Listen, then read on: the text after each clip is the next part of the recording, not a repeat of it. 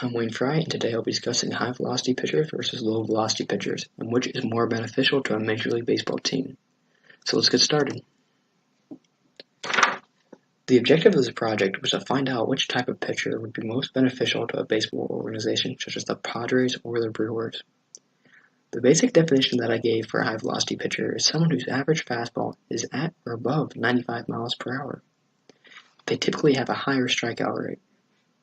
A low velocity pitcher is a pitcher whose average fastball is at or below 94 miles per hour. They typically have better control than that of the high velocity counterpart, but they do surrender more hits.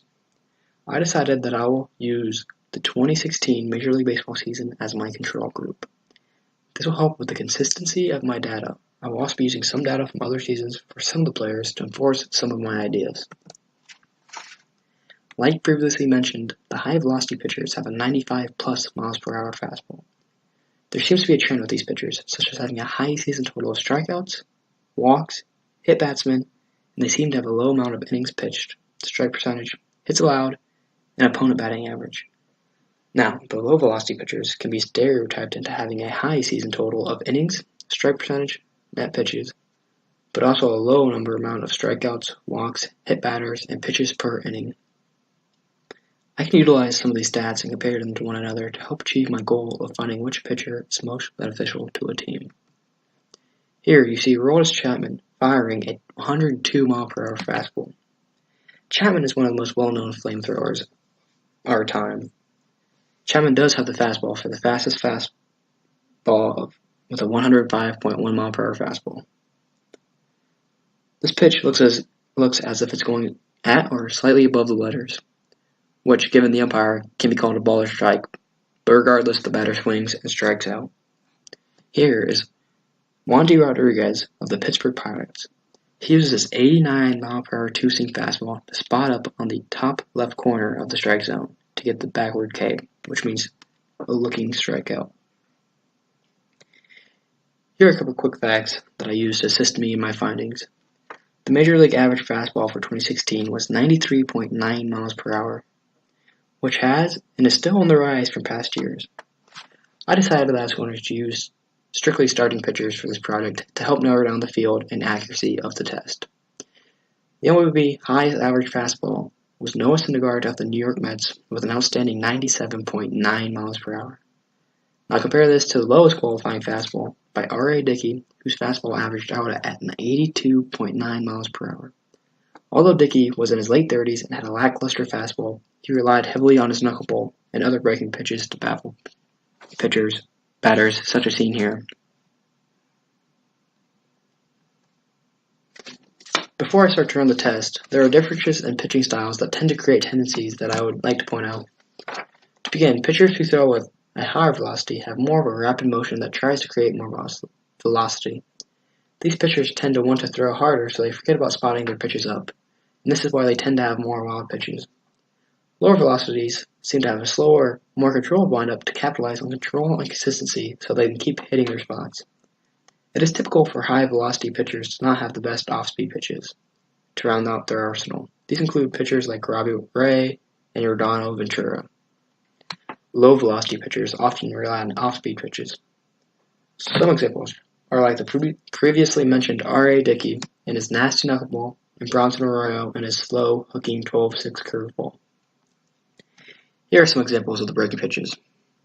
Here is Gio Gonzalez of the Washington Nationals throwing a curveball which ends up in the dirt, but still fools the batter. Here is Cy Young Award winner Corey Kluber of the Cleveland Indians throwing a diving slider to a right-handed batter. These are the typical off-speed pitches you see in the major leagues, but here are some little less common pitches, such as the eephus thrown by Alfredo Simon, which clocks out around 50 miles per hour. This pitch is usually just used to throw off a batter's timing. Now here is a forkball by Tyler Clippard. This is like a controlled knuckleball diving off at the last second. Hard to control. So I decided to take the 10 qualifying pitchers who threw the most fastballs over 95 miles per hour, and the 10 pitchers who threw the most fastballs under 94 miles per hour. I decided to use this method to avoid personal bias of picking and choosing pitchers. The test group were very diverse in age, years in the show, pitches, and styles. I decided to try and figure out most of the statistics and tables by myself, but I do include some statistics that I was not able to figure out, such as WAR, on which I borrowed from other websites and statistical resources. Here's all the individual stats of the 20 players I chose. They are sorted in no specific order. As you can see, there are certain trends that they seem to follow, but there is an occasional outlier. Like in the high velocity group, there is Noah Syndergaard and Jose Fernandez, who had the two of the highest winning above replacement out of all the pitchers. These two help rally up the average for the high velocity pitchers. The low velocity pitchers seem to be consistent, with only one pitcher standing out above the rest, and that is Jon Lester. This is where I decided to find the averages and compare them to one another. As you can see, the low velocity pitchers led in record innings pitched, pitches per inning, and walks per 9 innings. The high velocity pitchers had the edge in more categories such as earned run average, strikeouts, hits allowed, runs allowed, earned run average, home runs let in, opponent's average, walks, hits per innings pitched, net pitches, strikeouts per 9 innings, hits per 9 innings, and wins above replacement. All evidence seems to point that the high velocity pitchers seem to have this edge in terms of performance. Of course, there are many outliers, like the previously mentioned Syndergaard and Fernandez, that seem to fluctuate the results. Also, all the pitchers were in different career arcs. Syndergaard and Fernandez were fresh into their mid-20s and in their prime. But there are pitchers such as Bartolo Colon, who was in his early 40s and definitely considered to be down and out. The average age of the high-velocity pitchers was 25.7 years of age, compared to the low-velocity pitchers who averaged 31.8 years of age. Now, there is the argument of comparing the pitchers both in their primes, but for the sake of time, we will not be doing so. Okay, these statistics are both beneficial and inconclusive to finding my goal. In terms of basic stats, it did point in the direction of the high-velocity guys, but there are very many variables that can make these findings obsolete. Due to the diversity of the selection, I was unable to conclude my research on which pitcher would be most beneficial to a baseball team, so we will continue with other findings that will assist in our research. The injury risk is key to clubs choosing pitchers. Clubs want career longevity and choose to pick pitchers that can give them guaranteed innings. According to research conducted in 2009, pitchers who have a higher velocity tend to have more ulnar collateral ligament injuries, UCL injuries for short. There are other leading causes of these injuries, such as body weight and age, but if you look at the graph, there is a positive correlation with pitchers who get UCL injuries and their respective fastball velocities.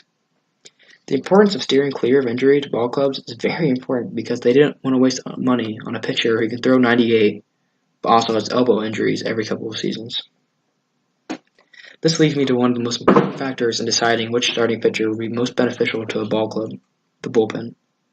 Take, for example, the Cincinnati Reds, who have had a dumpster fire of bullpen the past couple of years. If they wanted to utilize the bullpen less and have a pitcher that can take them deep into games with multiple innings, then they should invest in a low-velocity pitcher. Now take a team like the Houston Astros, who had the best bullpen in 2016. They can take a pitcher who pumps gas for 5 or 6 innings, but then relies on a stellar bullpen to finish the game with relative ease. Take, for example, Craig Kimbrell. He's considered to be one of the best closers of modern era. Here's Kenley Jansen of the LA Dodgers, who is believed to be the best closer of 2016. Both these pitchers would help benefit a high-velocity pitcher that cannot last late into games and rely on bullpens to close out the game.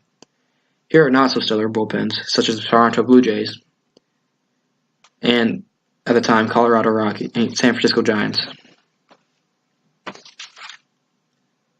In conclusion, in my research, I was able to tell that pitchers who threw above 95 miles per hour were well more dominant than their lower velocity counterparts, who seemed to be much more efficient than the higher velocity pitchers. As to which pitcher would be most beneficial to a major league organization, it is tough to decide. It would depend on the situation that the ball club is in. Like previously stated, the bullpen would dictate on which player would be needed by each team. Lastly, both types of pitchers do have their benefits that they can offer to any given team, but the teams would need to recognize their needs and select wisely which player would be most beneficial to them. Here is my works cited page that I used to help me assist me in my studies.